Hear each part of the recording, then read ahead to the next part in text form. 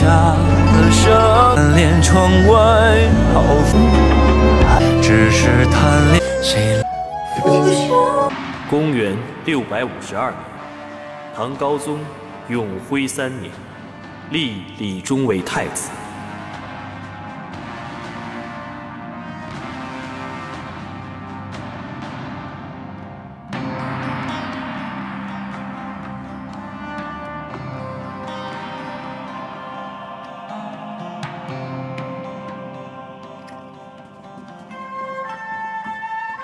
好，诸位大臣已经到了，我们就举杯吧。恭喜太后皇上，唐嗣有后，天下有福。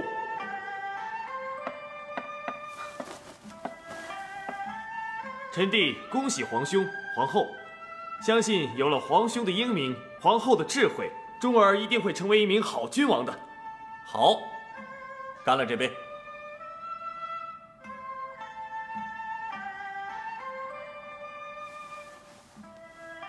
臣恭请皇上、皇太后，太子确立乃万民之福，往后我大唐必将步步高升。好，爱卿说得很对，请。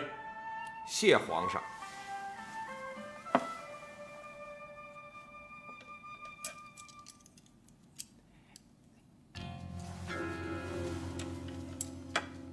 微臣也祝贺皇上。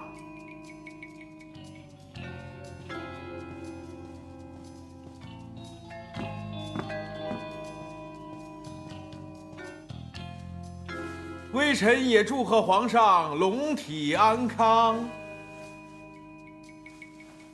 皇太后母仪天下，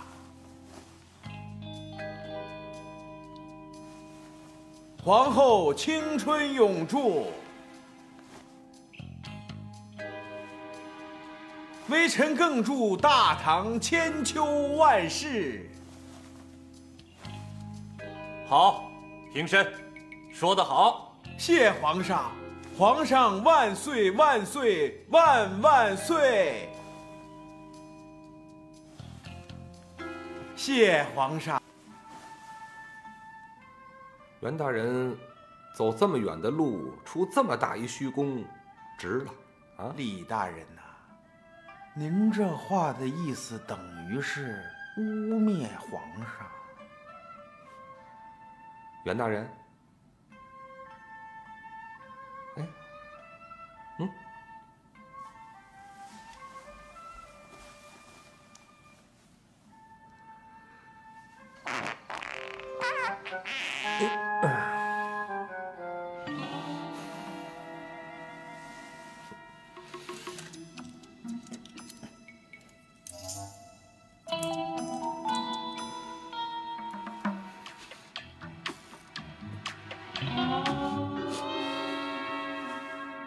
钟儿，这些都是哀家让上食局特地做的糕点，你尝尝看。谢太后赏赐。来，杰儿喜欢吃哪个？杰儿也想吃糕点。哎，杰儿，杰儿，你听皇奶奶说，这个桌上的糕点，只有皇上、皇后、太子才能吃。乖，回你娘那儿去啊。杰儿，跟我回来！我平时是怎么教育你的？赶快回来！你怎么回事？那是你能吃的吗？你能跟钟儿比吗？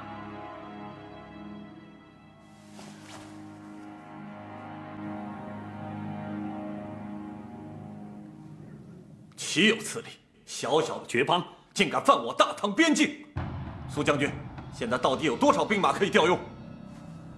回皇上，我国虽然号称雄兵100万，但因我国地域辽阔，个别地方需要重兵把守。最近，东南、西南各地均有外族入侵，战事频频，驻军都无法调动。如果不算皇城的禁军，精兵不足5万。那爵邦呢？爵邦是有备而来，他们倾全部兵力而侵。以臣估计，应该兵力不少于8万。8万！我父皇太宗皇帝啊，贞观3年曾命李靖率李世继、柴绍、薛万彻统兵10万，分道出击，大破绝帮，扶其竭力可汗，几乎灭尽绝帮兵马。这才短短10日，怎么可能又有了8万兵马？你竟敢欺骗朕！回皇上，臣所说的句句属实。啊，5万、8万，此战可有胜算？绝帮人善于骑射，我军尚无对敌之策。如若短兵相接，以5敌8，恐怕毫无胜算。何时朕的兵力已经弱到了连一个小小的绝帮都打不败的地步？你们快给朕想办法！快点想办法！哎呀，我的头好痛！皇上，我的头！赶紧传太医！我的头！启禀皇上，微臣这里有急用的药，请皇上赶紧服下，可以免去头痛之苦。袁大人且慢，皇上乃万金之躯，岂可随便服药呢？我看还是等太医来诊断吧。什么叫随便服药啊？这个丹药可是有去除邪气恶风之效啊！任何健康的人吃下去都可以强身健体。太史令大人，你干嘛这样疑神疑鬼？难道你还要继续让皇上头疼？袁大人的药还是留着袁大人自己吃吧。啊，皇上的病还是等着太医来诊断。你这话什么意思啊？你这话得说清楚啊！你的意思是我会害皇上啊？好了，别吵了。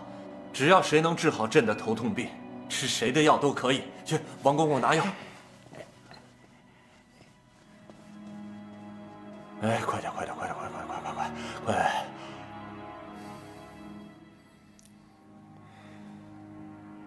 皇上，你头疼有没有好一点？要不要叫御医再给你看一下呀？哎呀，不用了。臣妾这个力道还可以吗？啊，皇上，臣妾来迟，望皇上见谅。媚娘，你可来了。皇上，媚娘，你坐这儿。谢姐姐。来，床上坐。你来了就好了。我还在想，不如今晚你就留在这里陪朕吧。是。皇上，还是让臣妾一个人伺候您吧，好吗？不用了，有媚娘一个就够了。皇上，不用了。淑妃妹妹，皇上都说了，只要媚娘一个人服侍就够了，你怎么这么不知趣呀？姐姐，你得意什么？皇上没说让我伺候，倒也没说让你伺候吧。妹妹真是伶牙俐齿，姐姐自叹不如啊。不过姐姐有一点比你好，我有自知之明。哼，我看姐姐这张嘴才叫厉害呢。早知如此，苏定方将军也不会如此为难了。什么绝帮8万大兵啊，单凭姐姐这张嘴，就全部把他们打回去了。皇上啊，好了，别吵了，我的头很疼啊。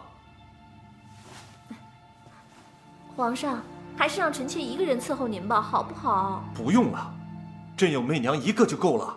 皇上，媚娘，那皇上就交给你了。好，对。臣妾们告退啦。好，走了。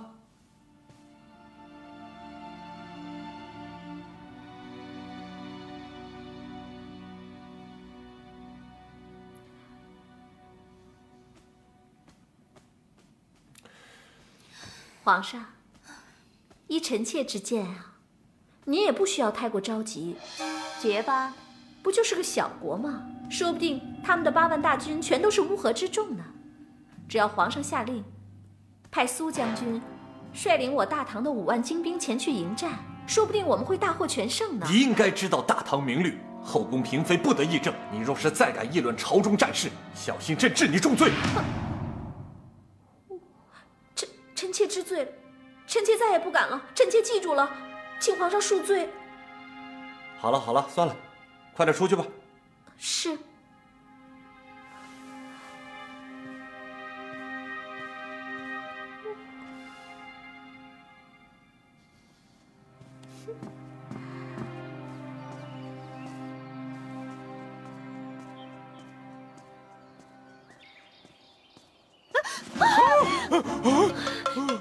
干嘛呀，天罡？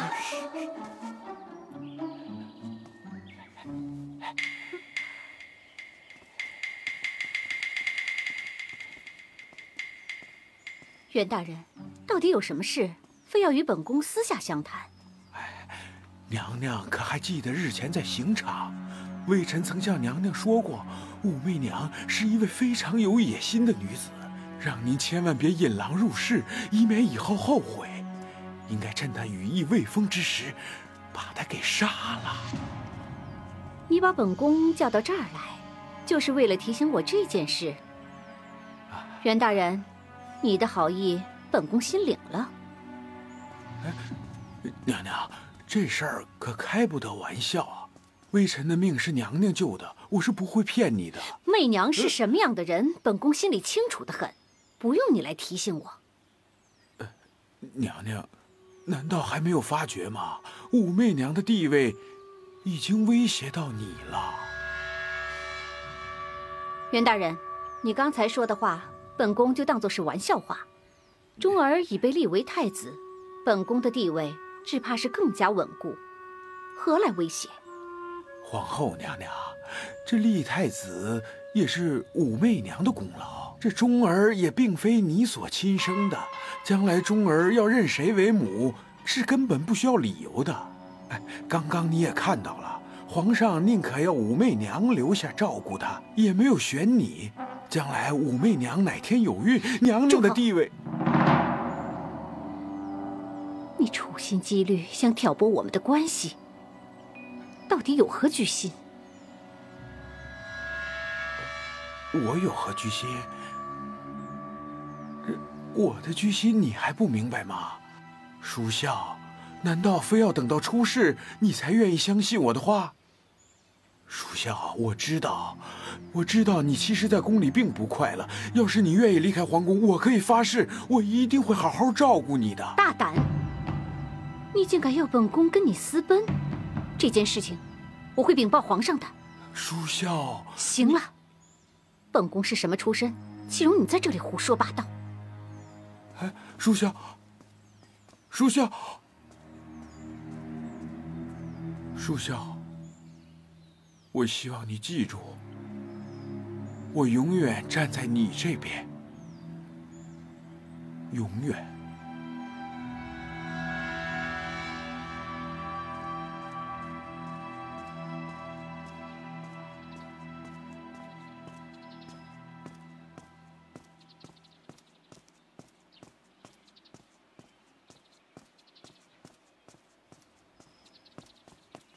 袁大人，原来您在这儿啊！淑妃娘娘有急事找您呢。她找我什么事儿呢？您来了便知。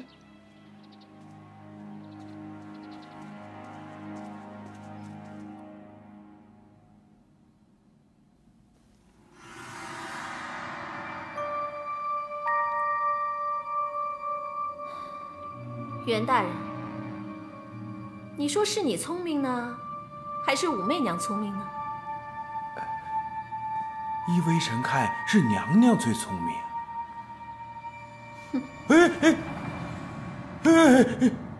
这可是无价之宝啊！想不到这次李忠能顺利坐上太子之位，我看这里面全是武媚娘捣的鬼。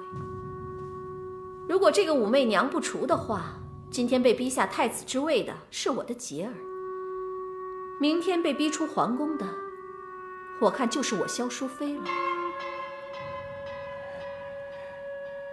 袁大人，你枉费了本宫平日里那么瞧得起你，更枉费了自己白白做了一代术士。娘娘啊，其实我已经想到了一个办法，把武媚娘赶出宫的。只是这个……指示，你到底有多少个指示？到底有没有把本宫的话放在心上？娘娘，您先消消火，您听微臣把话说完。只是这个办法牵系甚广，搞不好会动摇大唐根基。本宫管不了那么多了，只要你能除掉武媚娘，不管你是屠戮天下还是血流成河，你都尽管跟我去做。是。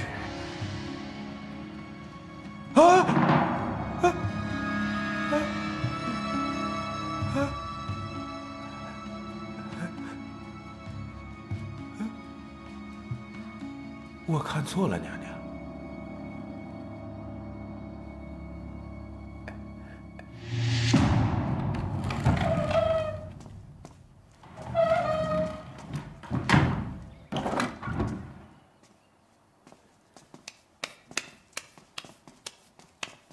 关上门了，师傅。阿国，你现在把身体转过去，把眼睛闭起来啊！让。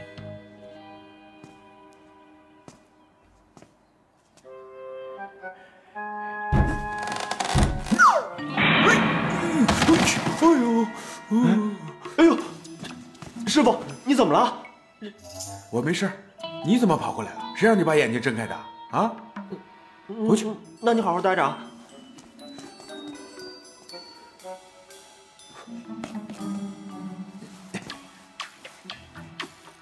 扶我起来。哦。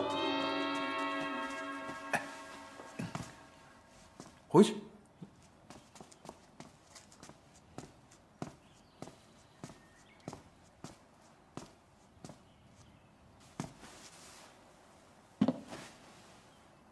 把眼睛睁开吧。哦。哎，师傅，您拿9天玄铁做什么呀？我记得皇上把它赏赐给您以后，您没拿出来过呀。这难不成您要炼丹了？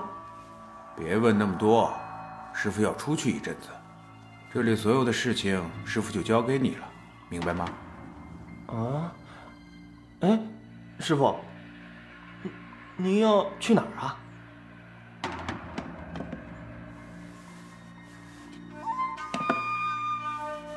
师傅，你要去哪儿啊？阿光，要是有人问起师傅去了哪里，你就说师傅去采炼丹的药材了，明白吗？哦，徒儿明白了。重复一遍。师傅说，人家要是问去哪儿的话，你就跟别人说师傅去采炼丹的药材了。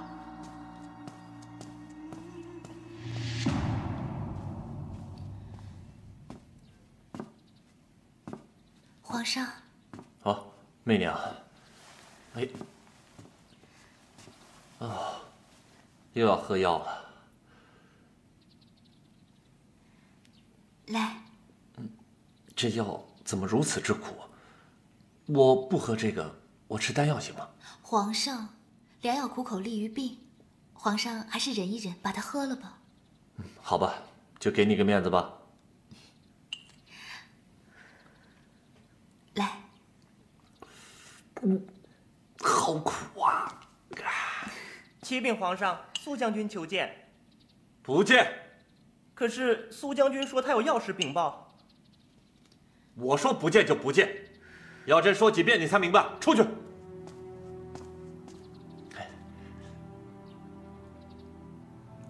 现在不苦了，媚娘，你说如果朕每天不处理这些正事，每天都跟你在一起，那该多好。报什么报？我报你就报。还是苏将军。苏将军说他要见不到皇上，就在殿外长跪，直到见到皇上为止。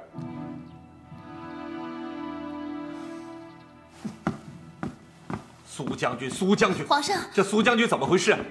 朕已经说了不见他，他还要见。来人，给我！皇上，苏将军平日东征北战，为大唐立下汗马功劳，想必苏将军定是有什么军机要事禀报。还望皇上立即召见，再行定夺。言之有理，快传。是皇上。皇上，臣妾在此多有不便，还是先行告退吧。哎不，你就留在我身边吧。启禀皇上，微臣有紧急军情向皇上禀报。苏将军，你说。微臣刚刚接到前线的紧急军情，绝邦大军已压境而来，南侵20余里。什么？1日之间？是，军情紧急，还望皇上早日定夺出兵之策。怎么可能？人家有8万兵马，我们现在只有5万，5万怎么可以跟他打吗？敢问苏将军，皇城禁军有多少人？10万。10万。皇上，臣妾以为，此时边疆危患，但皇城乃国之中心，一时之间无甚大患。此时可以派出禁军当中的一些兵马，前往绝邦边境，可解决一时之急。可若都城突生内乱，禁军不足10万，何以捍卫皇城啊？据臣妾所知，自皇上当制以来，国泰民安，数年并无一例内乱。即使发生内乱，也无需10万禁军亦可抵挡。待平复了绝邦之后，再调回兵马，回守都城。对，说得对，苏将军，你就照媚娘说的去办。是，皇上。苏将军，这只是权宜之计，还望苏将军能够尽快平定绝邦之乱，调回兵马保卫都城。对，不冒险怎么能打胜仗？苏将军，马上召集所有兵马到边关迎战绝邦。微臣遵旨。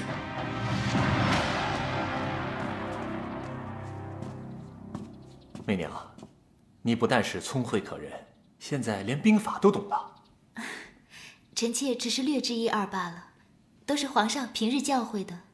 我有教过你吗？媚娘，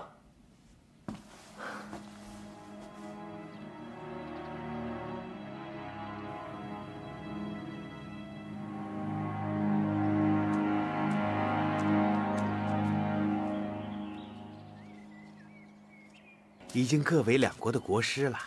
是啊，相隔千里，现在要见上一面，已经是非常非常不容易的事了。是啊，师弟不远千里来看我，有何事啊？师兄真是好眼力呀！有事情就是瞒不过师兄。师兄啊，实不相瞒啊，小弟这次千里迢迢而来，是希望师兄国师尊贵的身份可以帮小弟一个忙。何事相求？但讲无妨。小弟是希望师兄能够让土邦王相信，如果土邦王子娶了大唐一名女子叫做武媚娘的，就可以使土邦国国运昌盛，千秋万世。武媚娘，武媚娘这个女子，师兄借一步说话。武媚娘这个女子啊，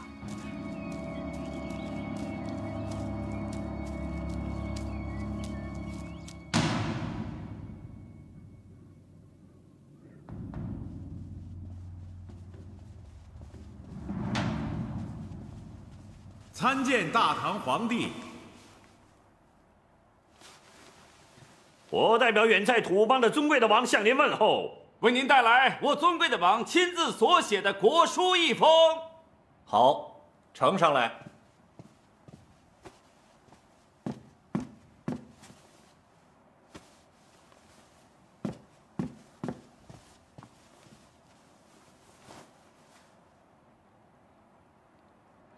混账！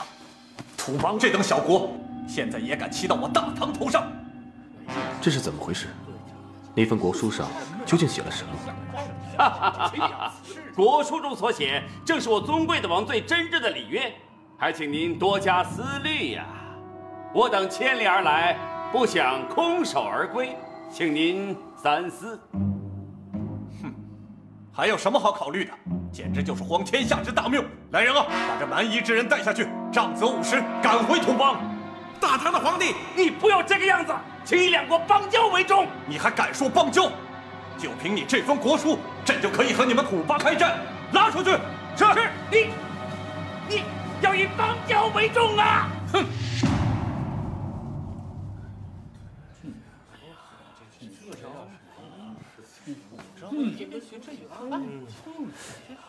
哪国文字啊？这是什么？看不懂啊！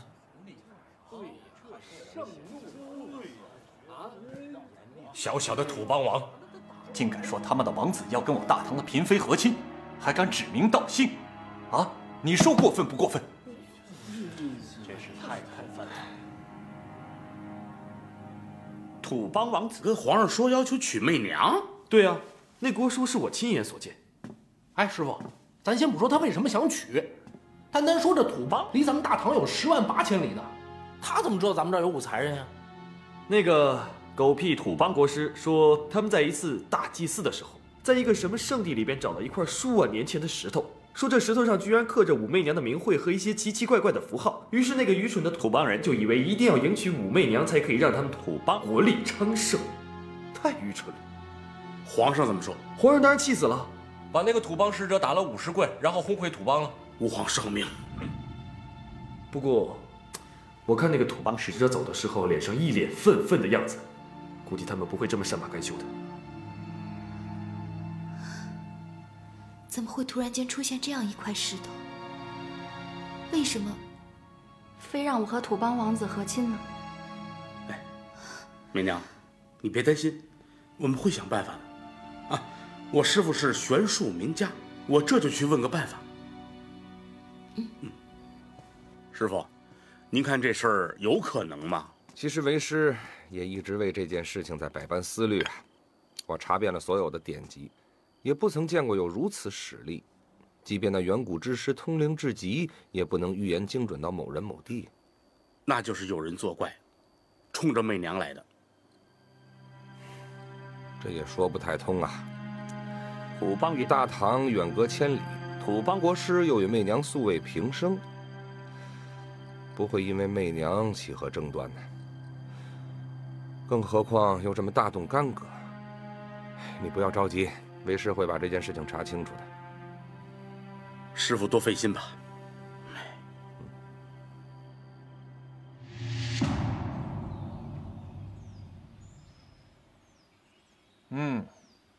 好，苏将军果然是我大唐第一名将，此次首发绝邦，首战已告大捷，太好了，太好了！恭喜皇兄，看来绝邦之战马上就要平息了。对，恭喜皇上，此战能够顺利得胜，不仅大唐声威，连皇上的威名都可以远传结巴。哎，还不是要感谢你的建议，苏将军才能成功旗开得胜啊！启禀皇上，马副将求见。末将参见皇上、王爷。武才人啊，马副将，你与郑仁泰将军镇守西域，为何突然回朝？启禀皇上，近日土邦使节在我朝中遭拒受辱之事已传遍西域，他们已经集结举国军力，准备向我西界发兵了。啊！皇上，你说什么？这等区区小国，能有何作为？让他发兵，朕倒要看看他有什么能耐。皇上，今非昔比啊！皇上，那土邦继国王继位之后，国力强盛，已经成为西域之首啊！皇上，皇上，一旦土邦发兵，那其他各国便会立即发兵啊！到时候咱们面对的就是10万人，而不是咱们5万人所能抵挡的呀！皇上，这边关一破，咱们河西、陇右等地必将不保啊！皇上，说什么不保啊？区区一个小国，有那么严重吗？禀皇上，郑将军此次派我回朝，就是为了能让皇上立刻发兵，抵抗土邦呀！皇兄，绝邦之战尚未完结，现今已无兵可调。哎，皇兄，皇兄，皇兄！看来我真的不能再拖下去了。可是这件事又让我如何是好？啊！启禀皇上，土邦国王撂下这么一句话：只要皇上允许土邦王子迎娶武才人，他们便立刻撤军。你说什么？皇上，这不可能，不可能！袁大人果然高明啊！这蛊惑土邦国王一招，实在是神秘莫测呀。只是可惜，现在皇上还是不肯答应跟土邦和亲，不肯把那只狐狸精给送出去。娘娘，您放心，您想想看，这土邦的大军要是到了边境之后，您说呢？皇上是会要大唐的江山，还是会要武媚娘呢？而且这几天我在煽动一下文武百官向皇上施压，娘娘，您就看好戏吧。袁大人，你知道本宫担心什么吗？本宫担心那个土邦国师信不信得过，会不会走漏风声啊？娘娘您放心吧，他是我师兄，他一定会帮我这个忙的。好。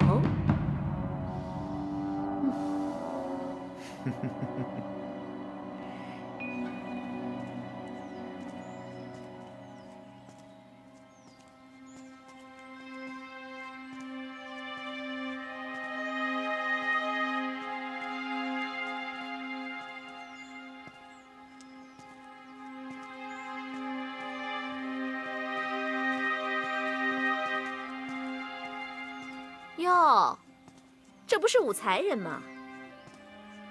怎么还不去收拾行装啊？还有心思在这看风景啊？妹妹，你真的还记得要去收拾行装啊？要不要姐姐帮忙啊？哦，这不是武才人吗？怎么还不去收拾行装啊？还有心思在这看风景啊？妹妹。你真的还记得要去收拾行装啊？要不要姐姐帮忙啊？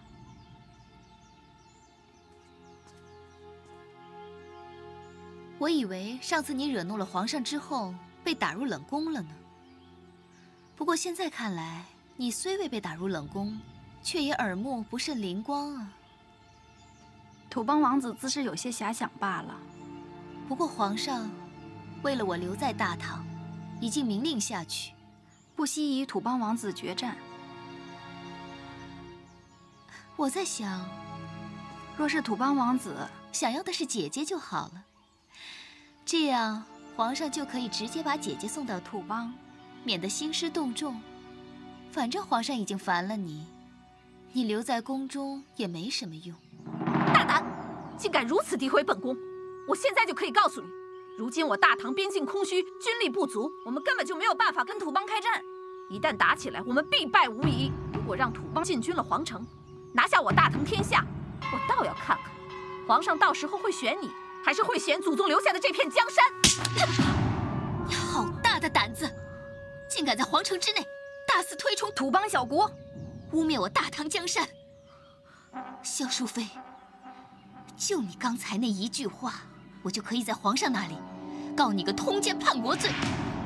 这一巴掌，我算是替皇上教训你的。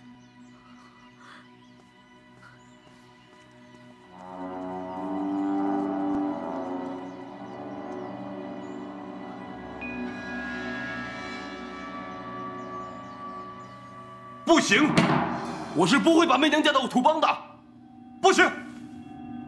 我觉得皇兄说的对，如果真把媚娘嫁进土邦，那就等于是自贬身份，以后不光是土邦，就连绝邦和其他藩邦都要和亲。那我们是不是要把所有的妃子都嫁出去？太荒唐了。皇上，微臣倒有一个提议。好，请讲。我们不如先行答应土邦王子成婚，明是成婚，实则上呢，则是一条缓兵之计。缓兵之计？对。以微臣看来呢，绝邦兵力此时弱于我军，定然骑虎难下。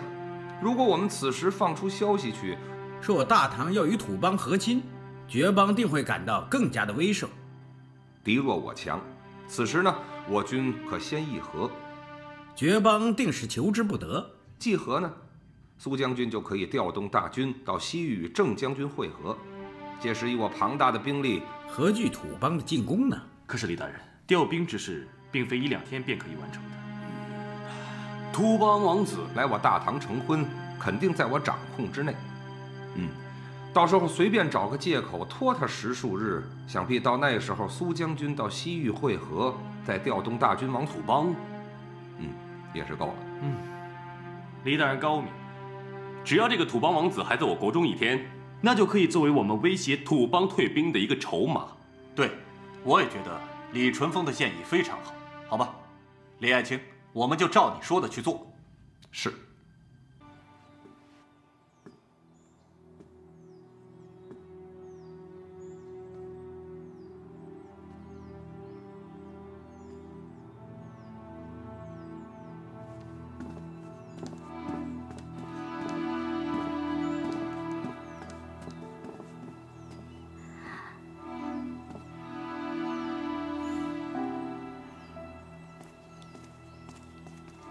妹妹，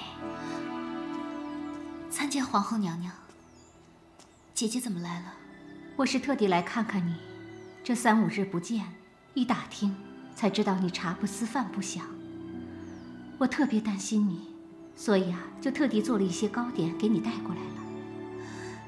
真是有劳姐姐了。你是不是还在担心土邦的事情？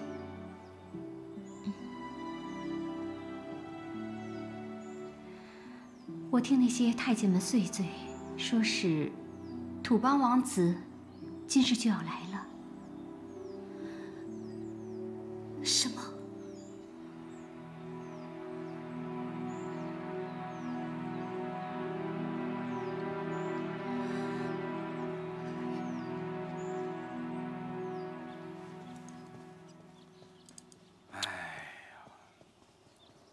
你们俩吃没吃啊？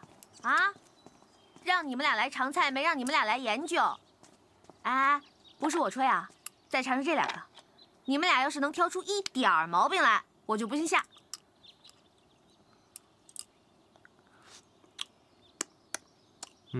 尝一块儿。春喜啊，你做的菜，色香味儿都不错，是不是？是不是？但是呢，还有但是啊，需要更好，是不是？王爷觉着行吗？哎，去你别捣乱，人家王爷都说行了。哎，这事可是不能当儿戏。我听我师傅说了，探子来报，这次来的是土邦国王的小王子。土邦国王老来得子，对这个儿子特别的宠爱。由于太宠了，什么都不会，唯独对吃有一套，而且发下誓愿要吃遍天下的美食。此次来大唐的目的，就是要吃咱们的珍馐美味。如果咱们要是能做出很多好吃的东西来，就能留着他多待几天。只要能够让他多留几天，就能保住我们的军队多设防几天，这样就能够威慑土邦，保住武才人。哎呀，你们就放心吧，不就是做几个好吃的小菜吗？包在我身上。春喜，可全靠你了。春喜姐，怎么了？几位大人都在啊，土邦王子到了。到了？到哪儿了？回王爷，他们已经在去大殿的路上了。我得去看看。喂，王爷，等您的好消息了。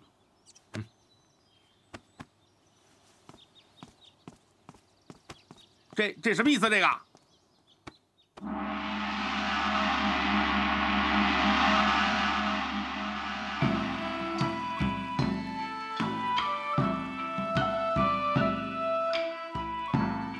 哈哈哈哈哈！2位土邦国的贵客不远千里来到我大唐拜会，朕甚为感动啊！来，论赞婆谢过皇帝大人。好，大家请用膳。来，嘿嘿，王子，这个土邦王子怎么对酱羊骨那么感兴趣？为什么？王子，古代人的口味也不过如此。2位，为了款待2位土邦贵宾，这些菜肴都是我们皇上特意吩咐上食局精心准备的，不知还合2位心意否？大唐重礼与好客早已传遍天下，今日一见，果然如此。大唐佳肴更是美味可口啊！只恨不能日日居于大唐，以之为食啊！好，如果王子跟国师都喜欢我们的东西，你们可以多待一阵子。我可以让上食局特意每天安排不同的菜式，把我国的1000道名菜都做给你们吃，好不好？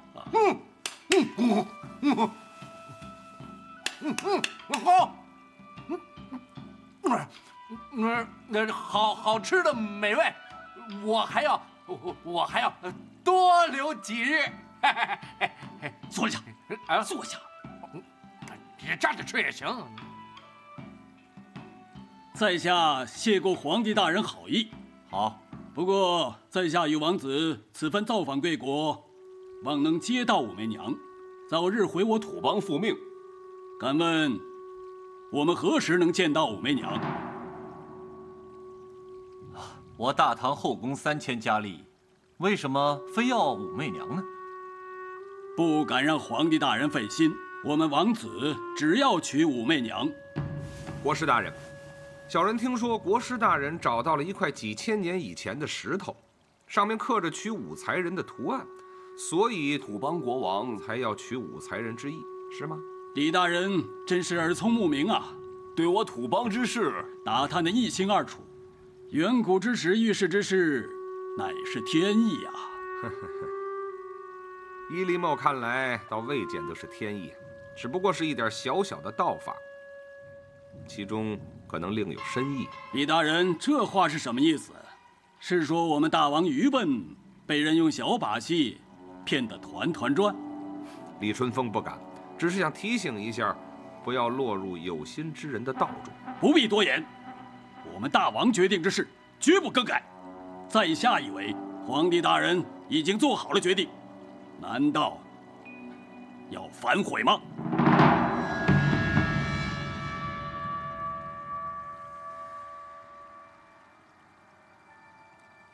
据在下所知，武媚娘乃先帝才人，回宫之后并无封号，皇上自称是您的妃子。皇上此举真是让在下猜不透啊！况且迎娶武媚娘自有我们大王的道理，望皇上为天下百姓安危着想，答应这门亲事，否则什么？你是什么意思？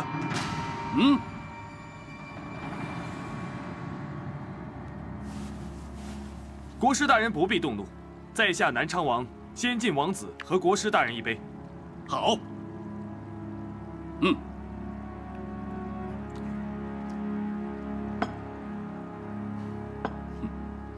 国师大人，皇上已经答应将武媚娘嫁给贵国和亲，只不过我大唐数千年来自成一套礼法，凡事必须依法而为，不然的话会遭到世人的唾弃。武媚娘远嫁土邦，更要依礼而为，还希望国师大人可以入乡随俗。这个早有耳闻。只要皇帝大人让武媚娘去和亲，我们一定遵从汉人的礼仪，绝不怠慢。好。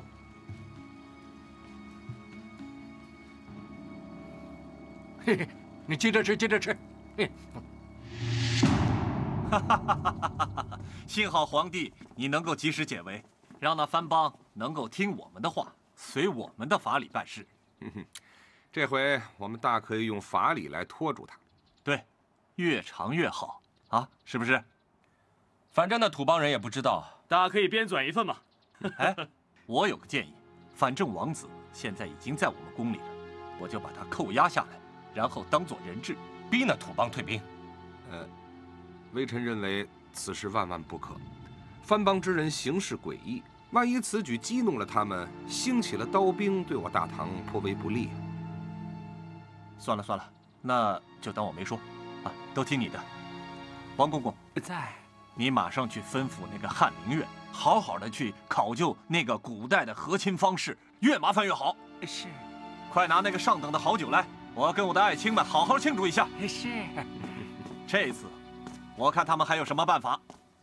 什么？要7期49天才能行完礼法？不信啊？啊，不信，来，啊！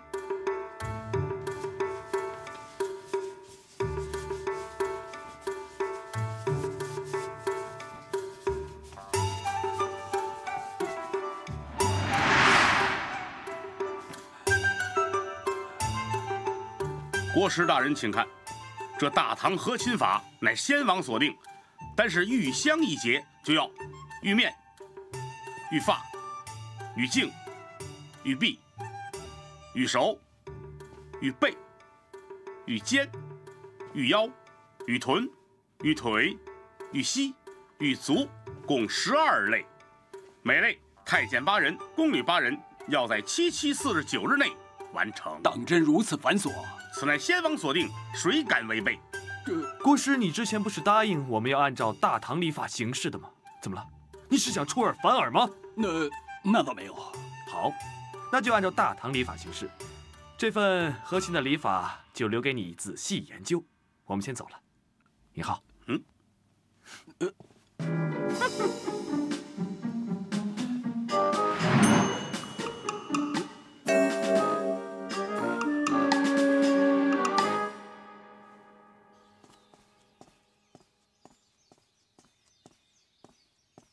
淑妃娘娘，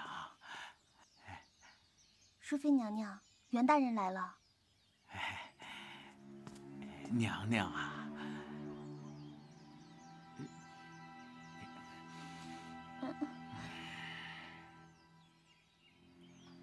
娘娘，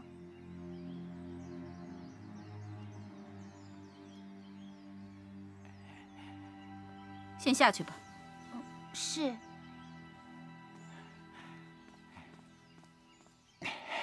娘娘，实在不好意思，因为大事不妙，大事不妙啊。你不是说这件事情早就安排好了吗？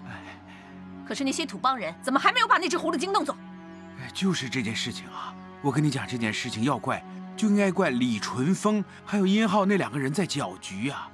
他们编造出了一套什么和亲的礼法，让土邦人再待上749天，749天等于我炼丹的时间呐，749天。749天。是啊。怎么会这么久？淑妃娘娘，你没听出来吗？这是拖延呐，这是缓兵之计呀！你想想看，一旦苏定方将军跟绝邦议和之后，他不到10天就可以调兵去打土邦族。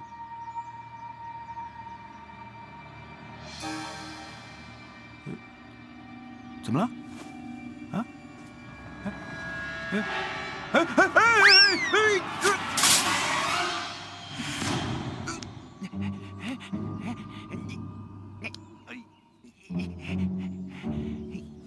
你怎么会那么笨？你难道不会去告诉土邦王，他们讲的礼法全都是假的吗？本宫告诉你，不管你现在用什么样的手段，必须让那些人把那个狐狸精给我弄走，否则我要你好看。哼！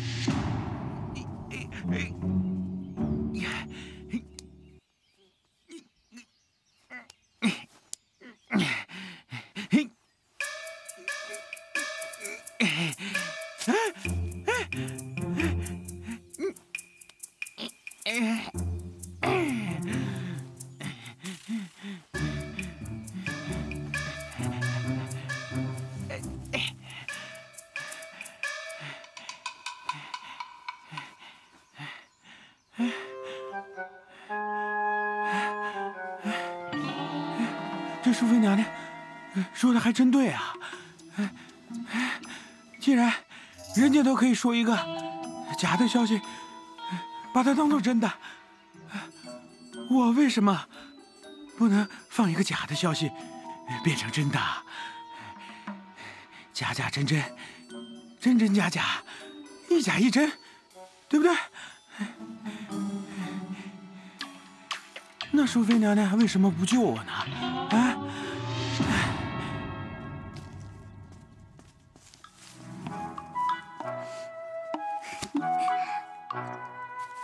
给我。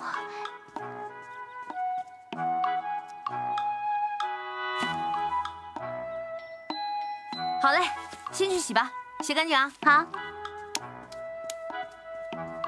春姨。哎，王爷，您好。准备怎么样了？菜已经准备好了，就准备下锅了。这回啊，一定要给他变着法的做，吃到他流连忘返，忘了回去，咱们就赢了。您就放心吧，春喜姐呀，她就是炒苦瓜，那吃下去也是甜的。哎呦，葫芦真会聊天，乖了。乖，会说话了啊！到底准备什么菜啊？今天我给小王子准备的就是数字宴。啊，这个我知道，数字宴嘛，就是每道菜都带数字，1到10，正所谓十全十美啊。还真是给皇上报过2天菜名的人啊，算你识货。您可辛苦了啊，这回可是关系重大，就这几天呐，国师是没地儿下手，小王子吃得挺开心。我们得再接再厉，一定要让他多住几天，等我们大军回防啊，咱们才能谈判呢。放心吧，整个上市局都会全力以赴的。你要是忙不过来，还有我兜着呢。师傅，就您那水平，您就别给人添乱了。怎么了？怎么了？没什么呀。啊？奇怪啊！这。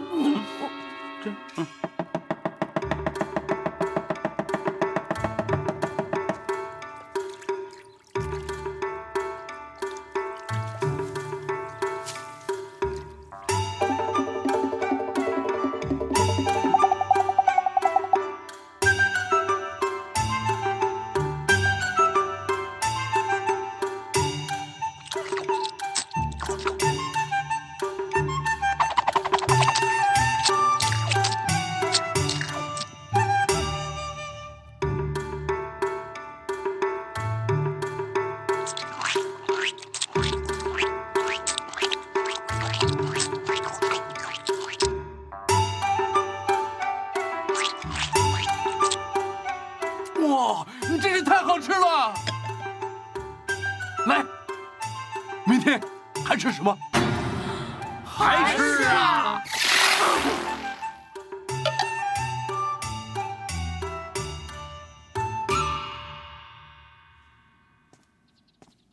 阿瓜，哎，师傅，鸽子找到了。哦。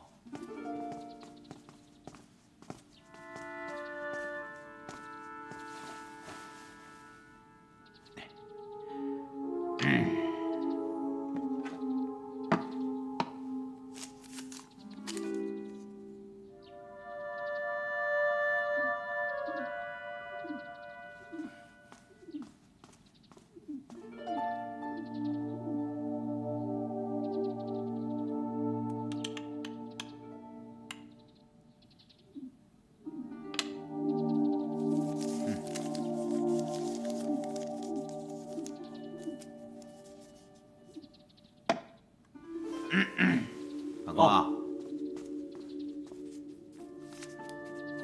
师傅，你这是写给谁的呀？等着看好戏吧，马上就会有结果了。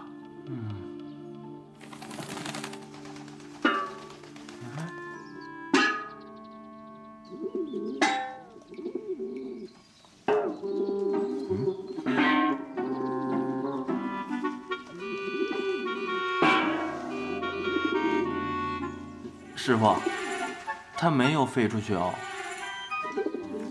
我知道，反正你想办法让它飞出去。我？这，师傅，这是。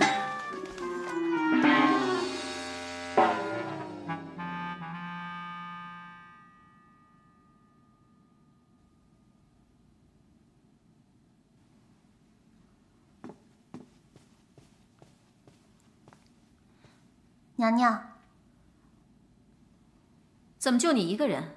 袁大人呢？袁大人说他有要事在身，就不来见娘娘您了。袁大人还说什么？袁大人说他有把握，绝对不会让苏将军和绝邦议和成功的。请娘娘放心吧，武媚娘这次是走定了。说的容易，希望到时候他做的能和说的一样漂亮。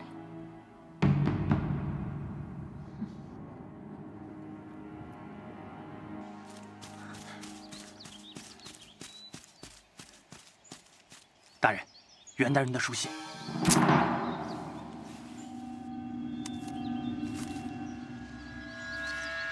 你听着，咱们在绝邦军中做内线已久，现在袁大人要用到咱们了。袁大人有何命令？袁大人叫我们在绝邦军中散布一个谣言，就说大唐根本不会与绝邦和亲。现在绝邦议和只是想将大唐军队调集，去攻打土邦，之后自有大军来灭了绝邦。记住没有？记住了，去吧。是。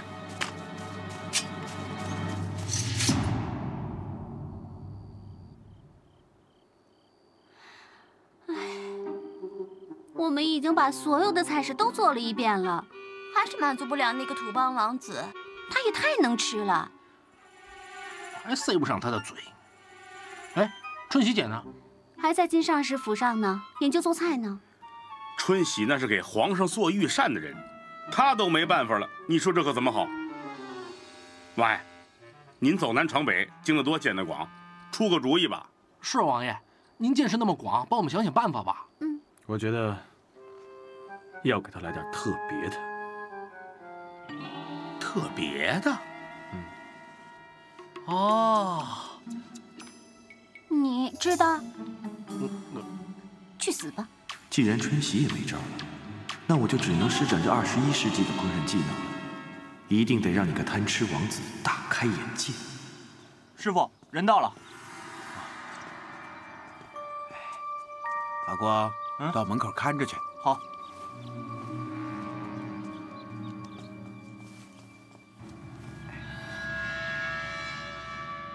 为什么突然派人叫我来？被人碰见了，你我都逃不脱。师兄，您别着急，因为在外面实在不安全。在这个地方说事儿，您放心。什么事儿啊？这么着急？是这样的，大唐现在已经跟绝邦和亲，一旦成功了，他们就要率兵攻打土邦，甚至还要将你还有王子当做人质。什么？大唐皇帝真卑鄙，竟然出尔反尔。不过呢，我绝不会让这件事发生的。我会让他们的议和没有办法成功，这样大唐就没有办法调兵攻打土邦。但是这件事情还是必须要师兄你帮忙。好。报，启禀将军，绝邦变卦了，他们不肯退兵。什么？绝邦怎么会突然变卦？他们不是已经答应议和退兵了吗？是刚刚得到的消息。这事儿有点蹊跷啊！启禀将军，我听说是绝邦人，他们已经知道了我们议和的真实目的，是要先集结兵力对付土邦。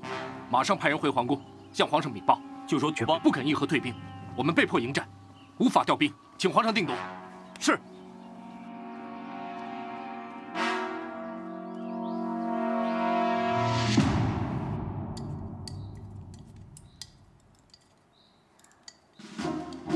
行不行啊？这都没炒过，能吃吗？不好说。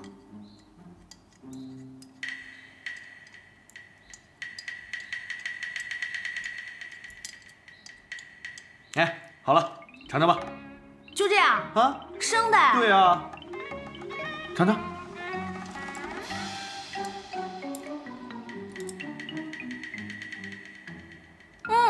好吃，你尝一口。怎么样？好不好吃？我就说嘛，是吧？告诉你，这叫沙拉。嘿，我看我牛排好了没有？王爷刚才说杀什么玩意儿？来。哇！哎呀，战功告成了。不是王爷，这肉还生着呢，能吃吗？哎，不懂了吧？7分熟的牛排，外焦里嫩，红中透粉，乃是肉中极品。葡萄酒来了，王爷，来的刚好。哎呀，起来。嘿嘿，这个西域人见天喝这葡萄酒，王子会新鲜吗？哎，说什么呢？不同的肉配不同的酒，牛肉配上葡萄酒，他们两个是最佳拍档，口味最好。哦，这样。葫芦，你把土邦王子我请到那个花园那边。去。是，快去。哎呀，这牛肉还带着血丝，不熟吧？这好吃。哦，我明白了，咱们这是要害死他。哎，不是啊，瞎说什么呢？别，洗个手再跟你聊。不害死，不害死。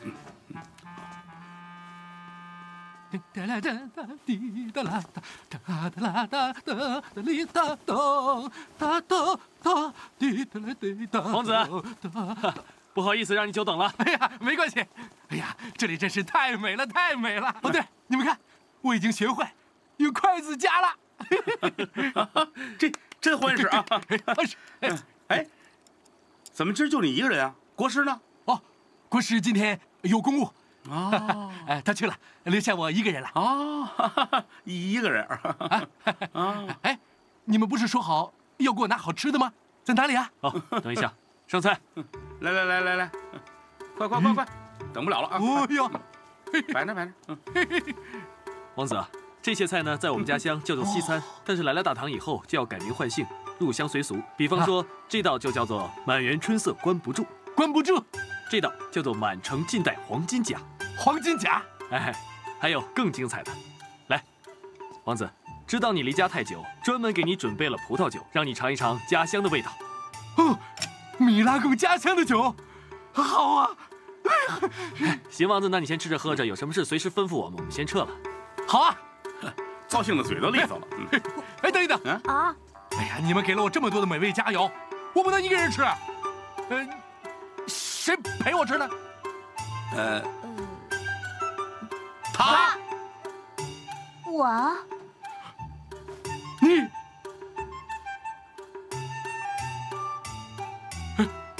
来。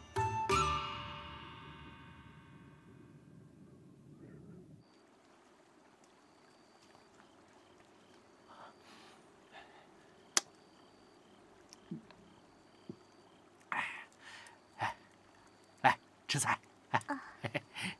那让林小胜陪着合适吗？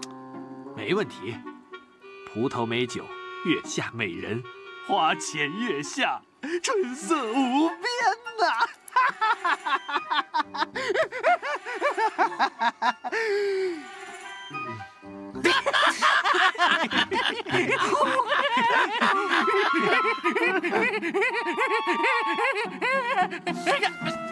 让我来！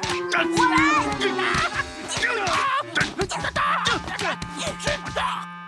哎，你怎么不吃菜啊？哎呀，很好吃的。哎，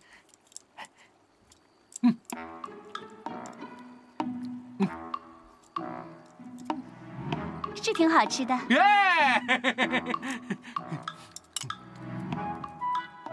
姑娘，你的名字叫什么呢？回王子话，我姓林，我娘给我起名叫狗剩，上市局都叫我小剩。哦，狗剩啊！不，狗剩，好美的名字啊！第一次有人这么说。来，还狗剩呢，笑死我了。吃得开心就好。别吵！米拉贡家乡的酒好。来，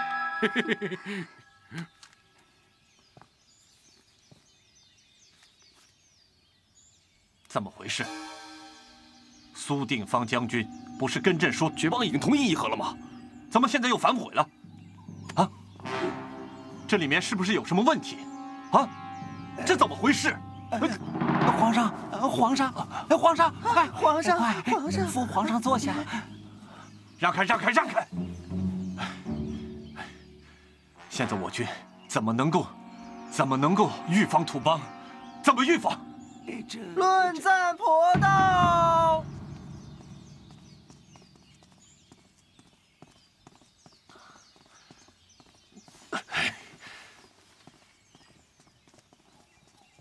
启禀皇上，土邦国师求见。你有何事？皇帝大人，3日之内，我和王子必须带走武媚娘，否则就准备和我土邦开战吧。哼！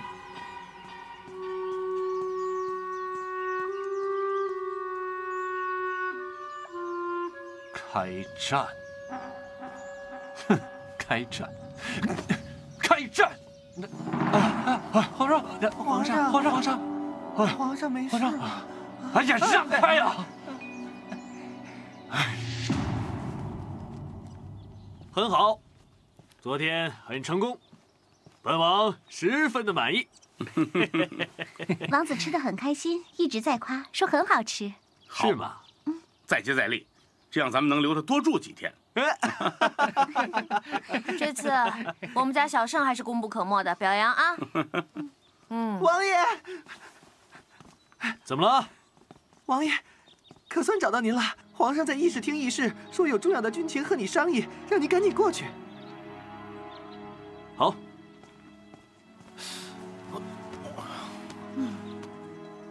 哎，一定又发生什么军国大事了。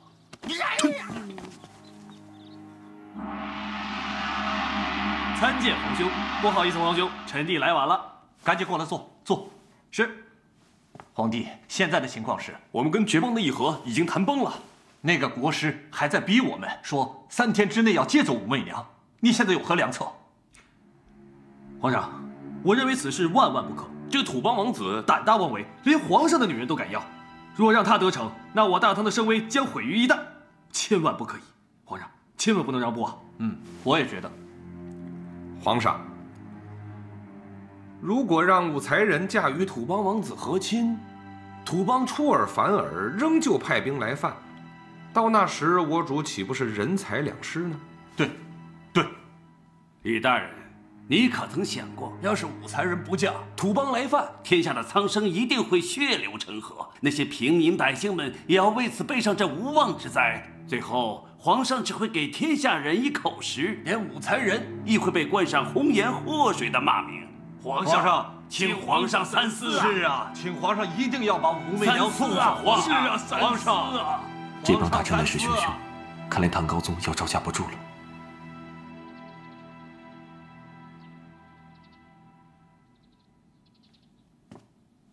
才人，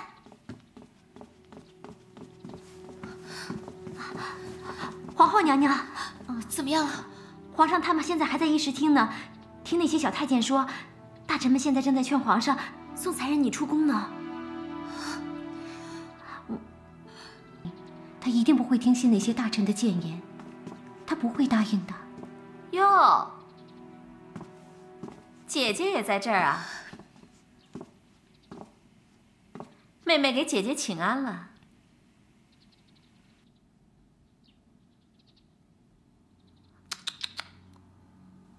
妹妹怎么哭成这样啊？看到妹妹如此伤心，姐姐我还真是于心不忍啊。但是，姐姐我得说句公道话。如今皇上正为了土邦王闹得头疼，如此下去对皇上的身体可不好啊。虽然这件事委屈了妹妹，但是作为皇上的妃子，总得识得大体吧。我说你怎么这么落井下石啊？小心报应不要来得太早。姐姐，妹妹现在顾不了那么多了。如今大唐陷于危难之中，姐姐我先走了。寻儿回宫。是。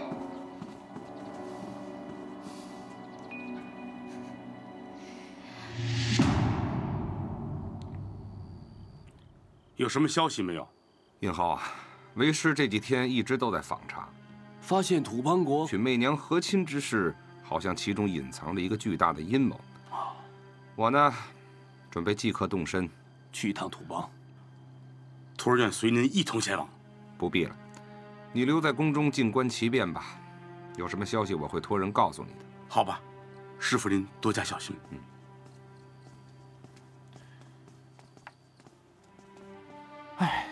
希望师公这次远去土邦，能够顺利的找到破解阴谋的有力证据。你干嘛打我呀？说得对。哦。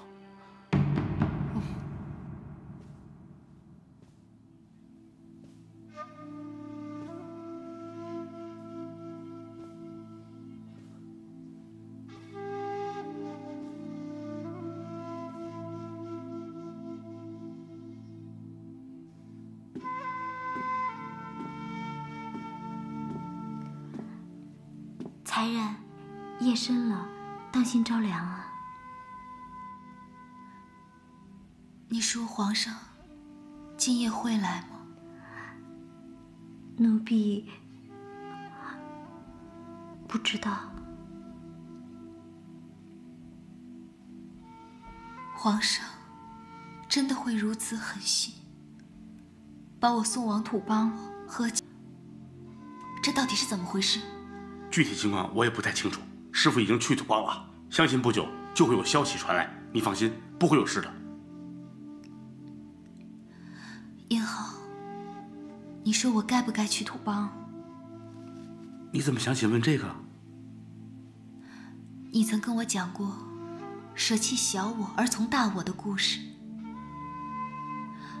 我固然离不开大唐，离不开皇上，还有你们这帮朋友。可若是土邦真的挥兵东至，势必大唐的黎民百姓将会遭到异族的侵害，流离失所。与天下黎民百姓的性命相比，牺牲一个我，又算得了什么呢？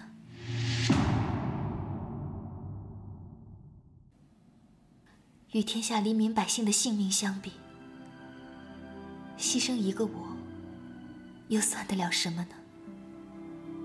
媚娘，你真是太善良。于公来说，红粉盒饭，万民赞扬；可是于私来说，我又如何割舍得下？不管怎么说，我要想办法留下你。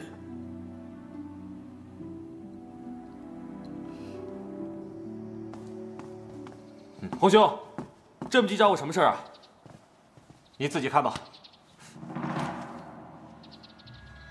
啊！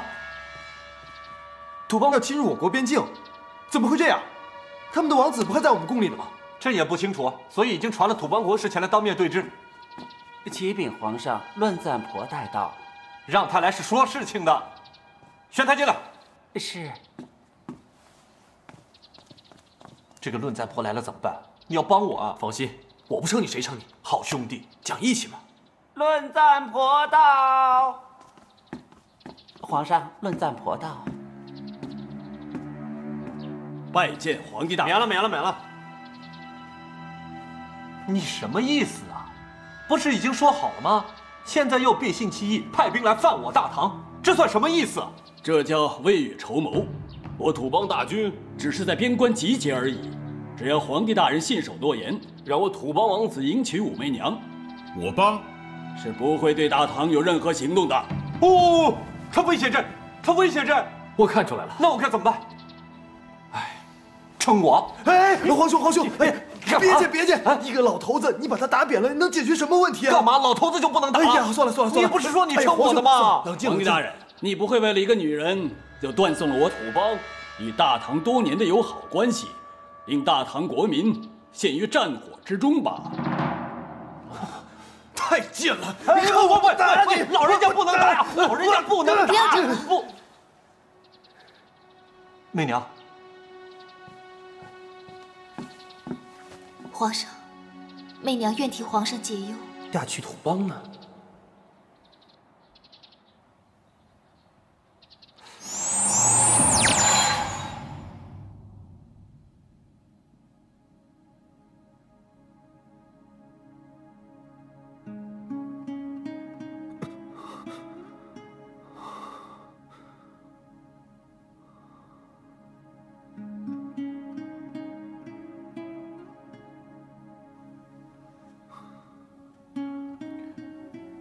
为什么每次在梦中遇到危险的节点时才会醒来呢？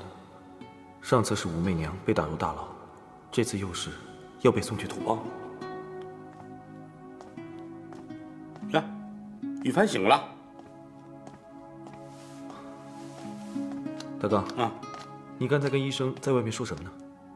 没什么。你告诉我，是不是我姐有什么事？没有，真没有，没事。说呀，没事儿。不说是吧？我自己问去。哎，羽凡，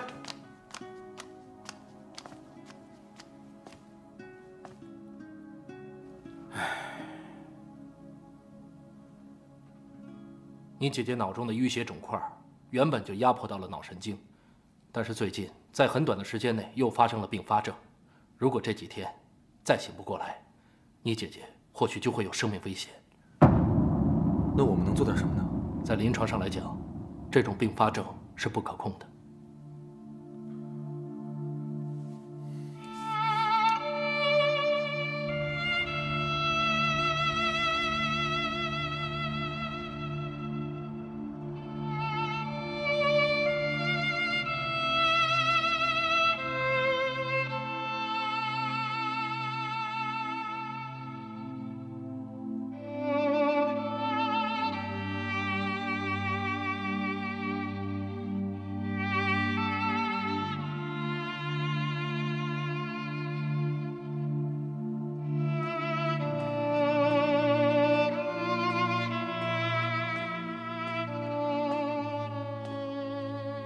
别想了，吃饭吧。我姐姐这个样子，我哪吃得下东西？哎，人是铁，饭是钢，不吃饭哪行啊？哎，我想起来，你做那个梦，梦见唐朝那故事怎么样了？武媚娘准备出宫，嫁给土邦王子和亲了。不对呀，我看过这方面的历史书啊。武媚娘什么时候还嫁给土邦王子？我也觉得奇怪，武媚娘要是嫁到土邦去了，还怎么在大唐称帝，建立武士霸业？就是嘛。莫非是我在梦境中改变了历史走向？哎，你能在梦里边把我变成土邦王子吗？哎，行了，别捣乱了，说正事儿了。会不会是因为我在梦里没有保护好武媚娘，才使得我姐病情恶化？那怎么办呢？我得回去，我要在梦里保护好武媚娘。吃了盒饭再去吧。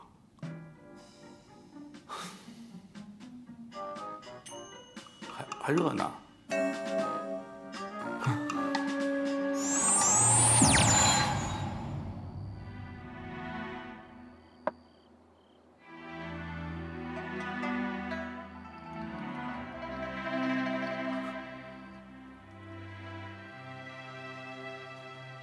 媚娘，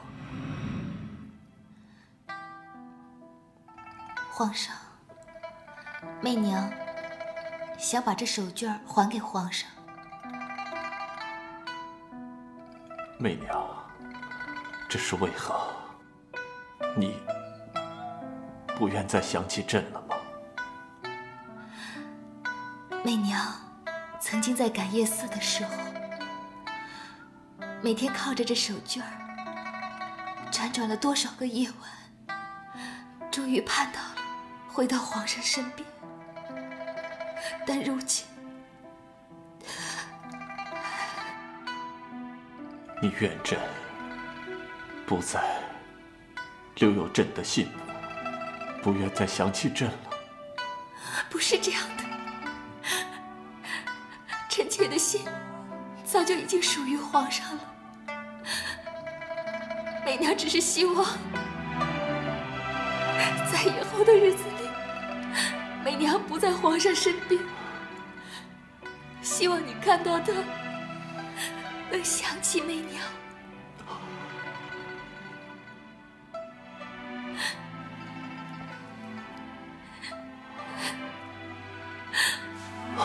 皇上。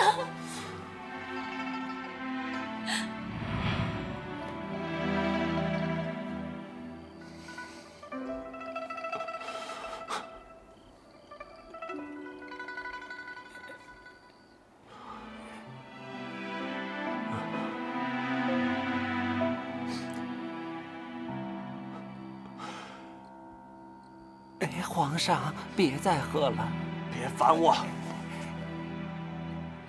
怎么现在你们这些奴才都来找朕的麻烦？都来找朕的麻烦！皇上，皇上，皇上，皇上，奴才该死，但喝酒伤身，你得保重龙体呀！这算什么？你别再跟着朕，再跟着朕，朕砍了你的脑袋！别跟了，皇上，别跟了。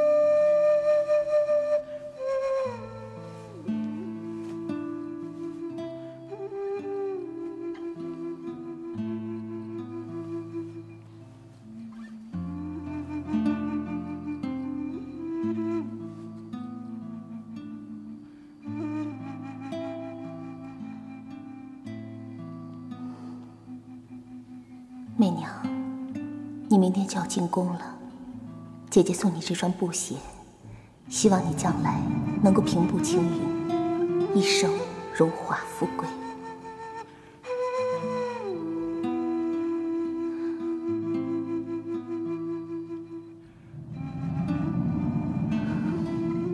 媚娘，媚娘，媚娘。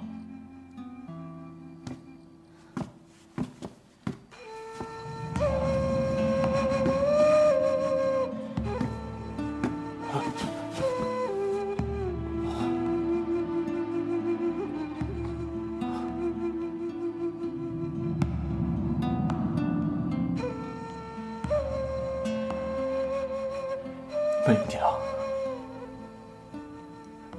真好想你呀！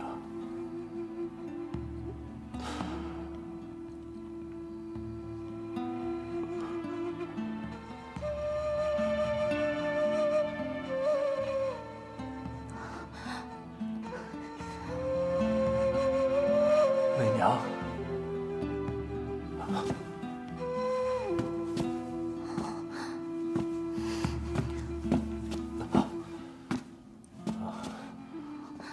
奴婢武顺参见皇上。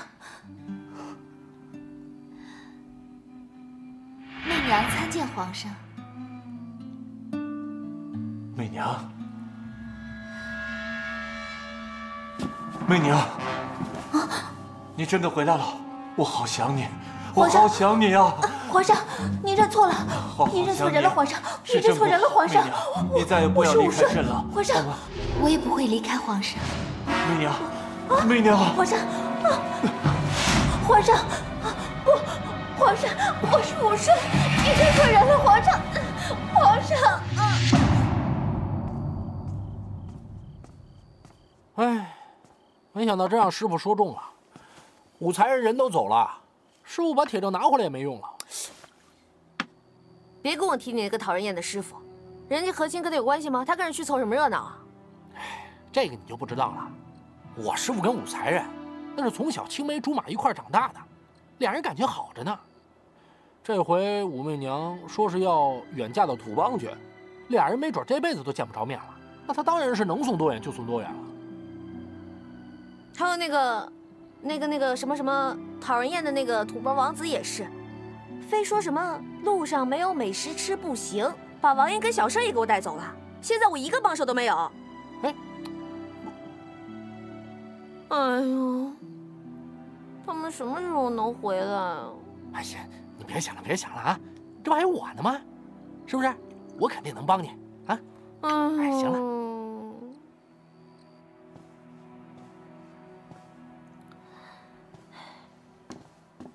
娘娘，娘娘，怎么样？娘娘，皇上晚上会过来吗？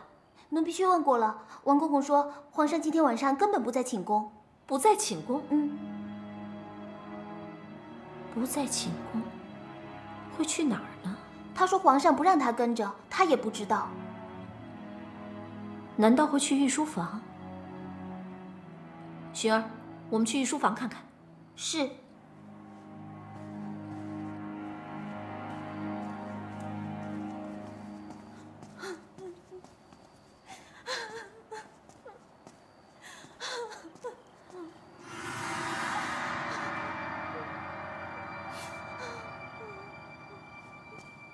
薰儿，听到什么声音了没有？好像是有什么声音，从武才人的寝宫里传出来的。啊，娘娘不会闹鬼了吧？呸！这要真有冤魂的话，也应该是从上阳宫传出来的。放心吧，有娘娘在，这里边一定是有人在装神弄鬼。我们去看看。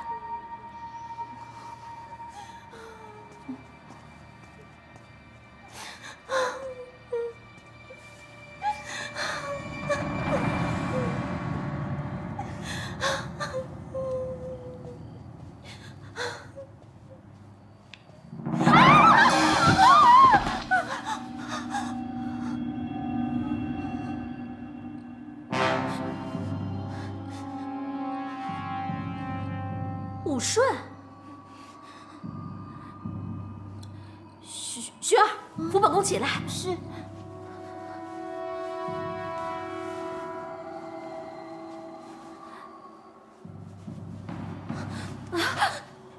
娘娘饶命！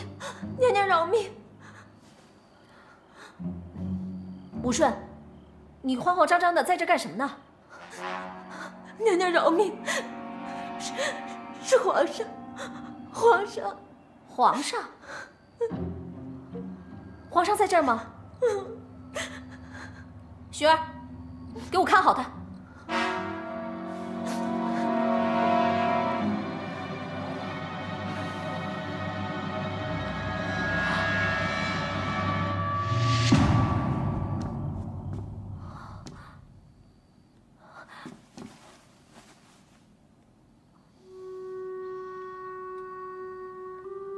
皇上，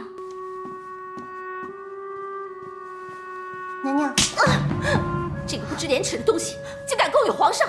我没有啊，娘娘，我没有。今夜之事，并非武顺所愿，是皇上他把我误认成媚娘，才媚娘。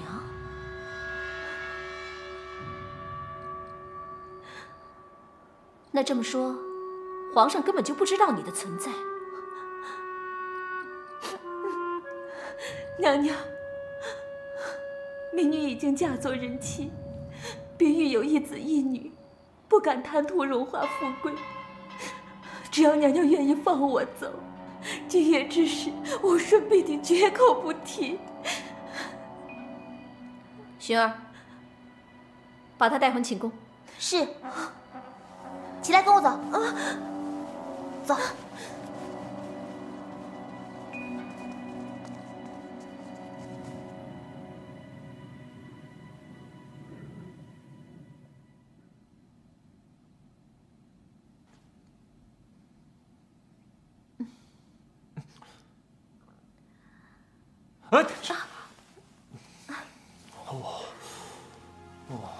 皇上，你醒了。啊？怎么会是你啊，淑妃？皇上，你好坏啊！怎么会在媚娘的寝宫呢？昨天晚上的事情你忘了吗？你……哦，我忘了。朕记得臭骂了王公公一顿，后来就什么都不记得了。皇上，自从武媚娘她去了土邦之后，妹妹对她甚是思念，所以昨天晚上走着走着就来到了媚娘的寝宫。可是没想到皇上也在这儿，然后咱们俩就对饮了几杯，再然后，原来是这样。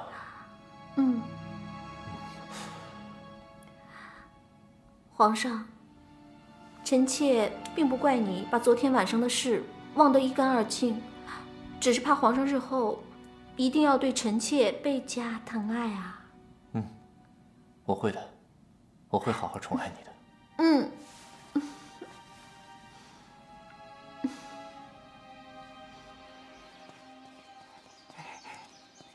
快，好。皇上找到了没有啊？还没有。禀皇后娘娘，皇上有消息了没有？奴才找了整整一宿，连皇上的影子也没瞧见呀。可是出宫了。李将军说没有啊。王公公，你是怎么照顾皇上的？皇上去了哪儿，你竟然说不知道？皇后娘娘息怒。昨晚上皇上不让老奴跟着，否则就让老奴人头落地。奴才这一害怕就……住嘴！你要是找不到皇上，你一样人头落地。娘娘，咱们四处搜遍，可唯独落了武才人的寝宫。要不然，咱们去那儿看看。继续找。是。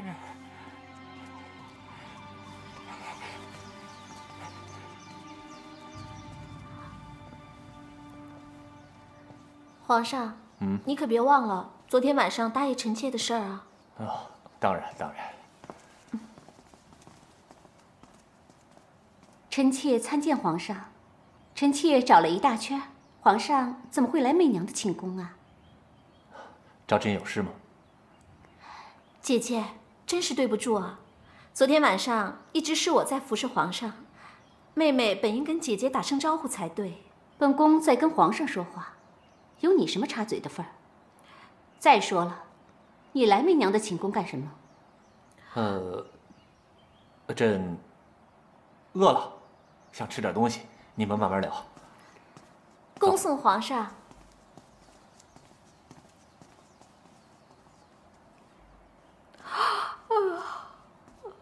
站住！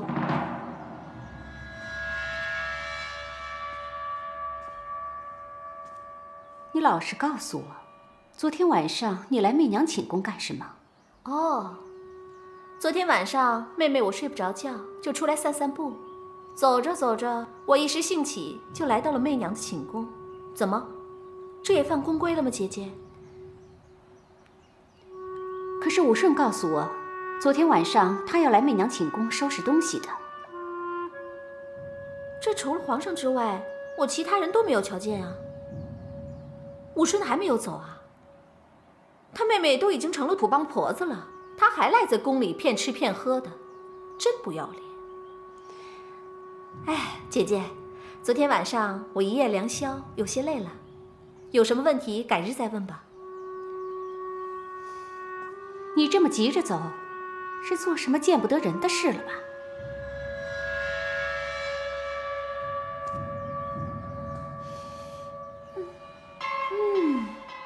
好大的醋味儿啊！姐姐这一大清早喝了多少醋啊？还是姐姐太久没有服侍皇上了，需要妹妹跟你细说床地之事啊？哼！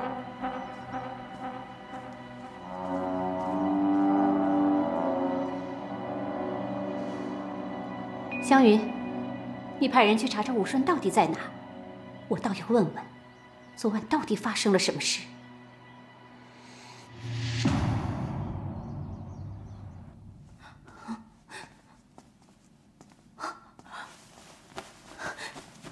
娘娘，淑妃娘娘，求求你放过我吧！我给你磕头了，娘娘放过我吧！放你走？你昨天晚上勾引的可是皇上。如果这件事传出去，对你武顺倒是无所谓，可以让皇上的颜面何存？娘娘，我可以发誓，我可以发毒誓，我绝对不会说出去的。我家中还有儿女父母，说出去，我说以后如何面对他们？娘娘，求你放过我吧！寻儿，是去拿绳子把他绑起来。娘娘，不要啊！娘娘，不要啊！娘娘。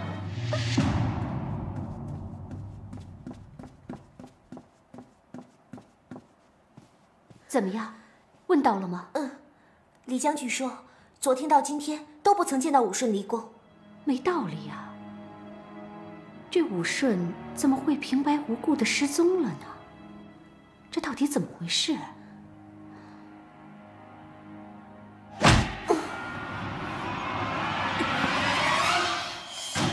娘娘，为什么不干脆把他杀了呢？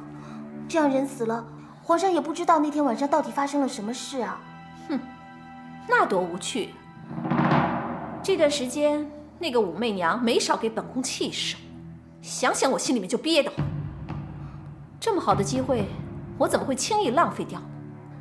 我要一点一点的折磨她，把她折磨到疯。哼！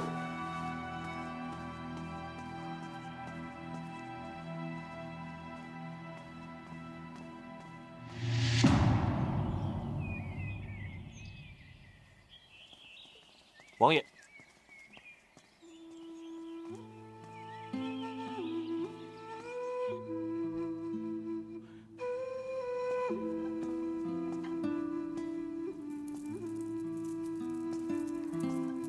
才人，喝点水吧。才人，新城是边境小镇，您就多委屈些。这一路风尘仆仆的，奴婢先伺候您梳洗吧。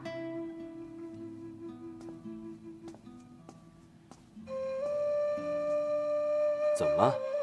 赶了这么久的路，也不进去歇会儿？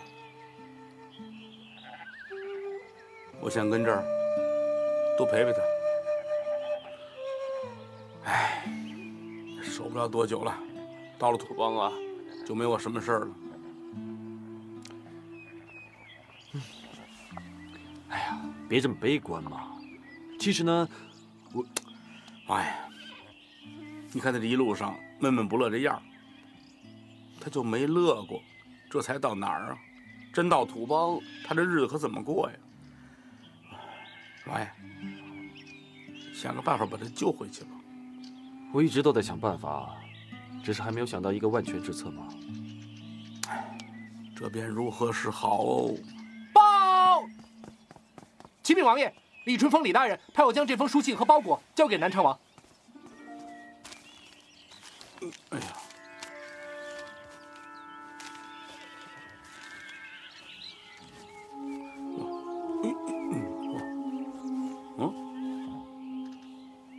这是个什么呀？刻的什么字儿？这是什么呀？原来都是这块石头搞的鬼。我就说嘛，这事情里面一定有蹊跷。回去告诉李大人，就说我知道该怎么做了。是王爷。哎，有主意了？有了，多亏了你师傅。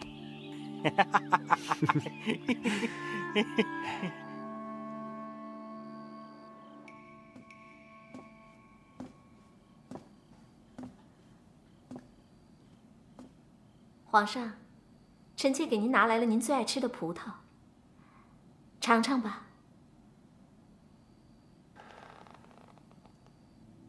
媚娘最爱吃的就是葡萄了。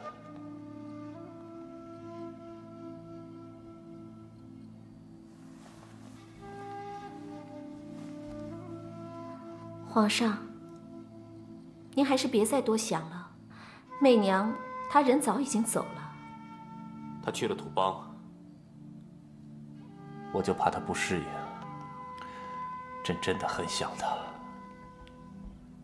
真的是亏待他了。皇上，依臣妾看呀，媚娘什么地方没待过，您就放心吧，她一定会自己照顾好自己的。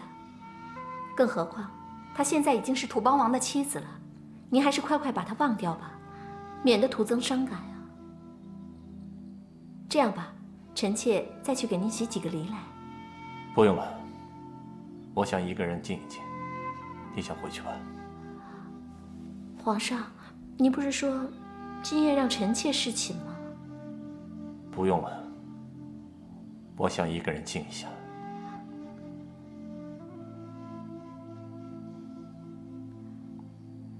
皇上，那您早点休息，臣妾告退了。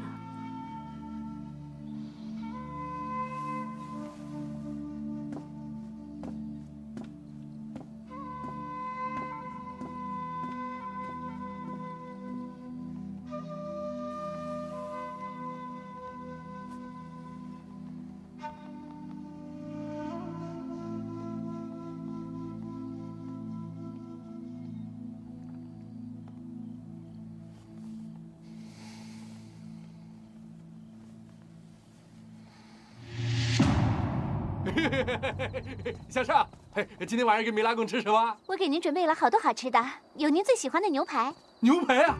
太好了，在哪儿呢？在这里。我们未来的王妃呀，想邀您一块用膳，所以呀，已经送进去了。走。哎，王子，您得自己进去，我还有好多好吃料给您准备呢。我去准备。好，你去准备。米拉贡，牛排，葡萄酒，我来了。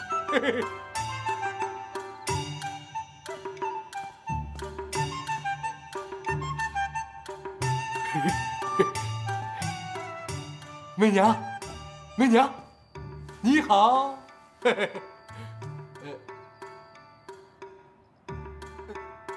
不是说给我准备了好吃的吗？在哪儿呢？媚娘，你不给我没关系，我自己会找。米拉贡，找好吃的。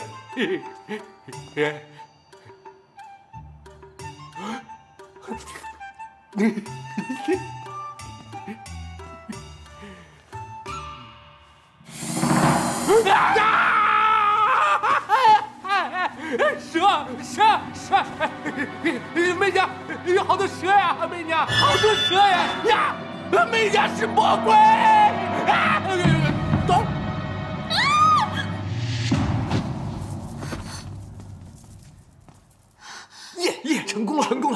果然晕了。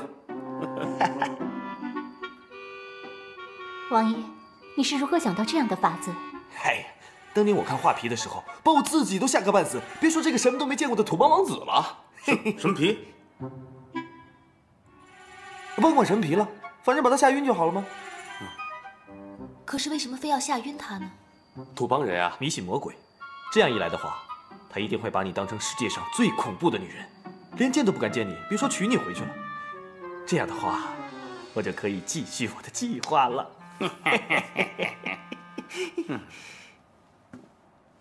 娘娘，咱们都已经找了2天了，还是没有找到武顺，看来他已经不在宫里了。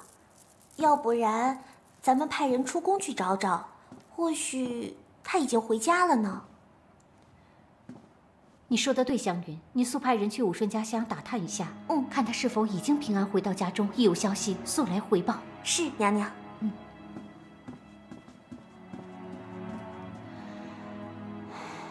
希望武顺没事，要不然我怎么对得起媚娘呢？娘娘，求你放了我吧！放过你？别做梦了你！怎么可能放过你啊？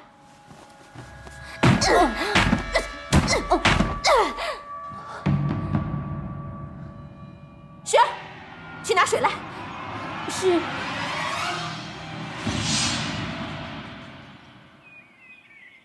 王子，王子，王子，魔鬼，魔鬼！王子，你醒醒！什么魔鬼？你看到没有？什么魔鬼啊？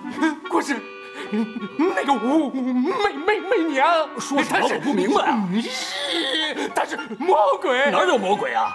哎呀，故事，她真的是魔鬼啊！她是魔鬼的化身呀！你让她回去！不要的！那可不行。咱们这么费劲把他从大唐带出来，是为了我土邦的繁荣昌盛啊！王子，你必须娶她！不行！媚娘，赶快把她赶回去！我不要她回土邦。你要是不听我的话，我就让父王免掉你的国师之职。你这个蠢魔鬼！王子，你看清楚，他哪是什么魔鬼？他是你未来的王妃。是魔鬼啊！哎呀，你们2个快跟上去！是。王爷，这究竟是怎么回事？王子怎么会晕倒在这儿？我怎么知道啊？我只知道昨天王子和武才人在一块吃饭，然后就传来王子晕倒的消息了。武媚娘，你给我讲清楚。还是去问王爷吧。行，那就我跟你说。这块石头你还认识吗？王爷，这什么意思啊？哎呦，这么快就忘了？这不就是你送给你们尊贵的王的那块可以预言未来的石头吗？我不知道王爷这话什么意思。哼，我们已经调查过了，你和我们大唐国的国师袁天罡是师出同门，他要你帮他制造预言，让你欺骗你们的国王，让你们的王子娶我们的武才人，是不是这样？我不认识什么袁天罡，王爷可不能乱说啊！王爷并没有乱说。哎，找到了没？有。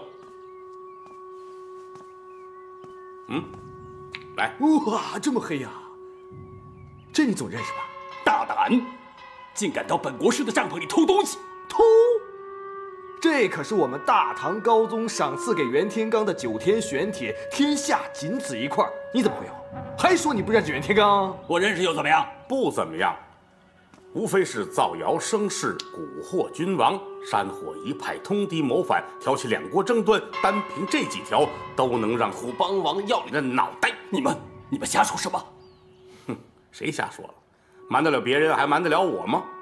我师父这几日远赴土邦，明察暗访，你无非就是找了鬼域黑市的雕刻圣手木图木，让他雕刻这些个图字，对吗？你们究竟是什么人？你们怎么可能找到木图木？有钱什么办不到？你们到底想要什么？我们不想要什么，只要你答应，我们带媚娘回大唐。不行，大王已经相信了我，如果我不带媚娘回去，我必定是死罪。你怎么这么死心眼儿？找一个女孩替她不就得了吗？王子认识媚娘，他会向大王揭发我的。哎，别急，哼，跟我来。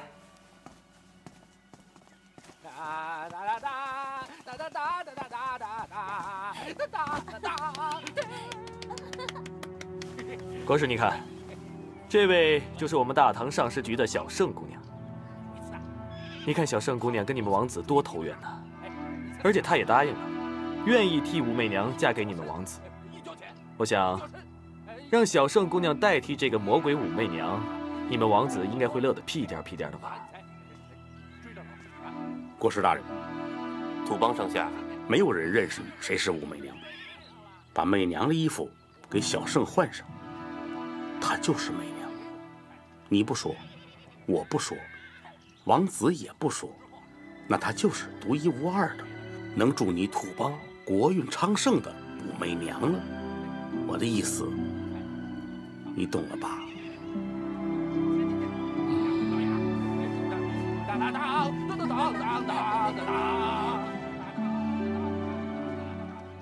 国师大人，还望你能放媚娘一条生路。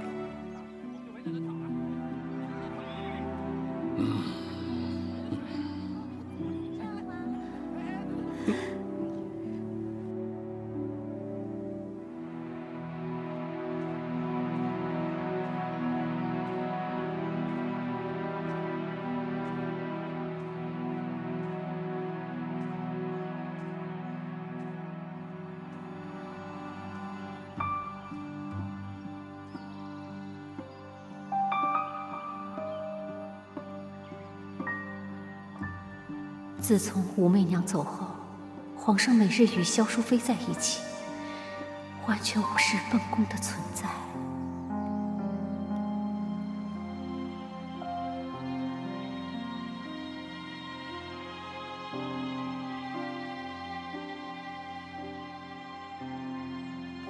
娘娘，娘娘，娘娘，怎么回事啊？慌慌张张的。娘娘，好消息！好消息。嗯，找到武圣了。哎呀，不是娘娘，是宫中侍卫接到南昌王的飞鸽传书，说土邦王子临时反悔，放弃媚娘，改娶了随行当中的一个女掌扇。真的假的？千真万确啊，娘娘！南昌王和武才人已经快马加鞭，现在说不定啊，都快到皇宫了。媚娘要回来了。嗯，媚娘，皇上，皇上，皇上！吵什么吵？大清早的就在这吵，不知道皇上正在休息啊？王公公，你这擅自闯入皇上寝宫，成何体统啊？淑妃娘娘请息怒，老奴该死，可老奴真的有要事禀报啊！快说吧，赶紧说。武才人他回来了。谁？武才人。什么情况？皇上，皇上，皇上，臣妾不让你去，不让你去！放开我！开门，开门！皇上，媚娘，臣妾参见皇上。我没做梦吧？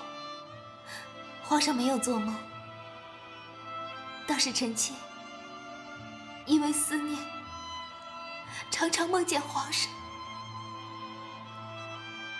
媚娘，皇上。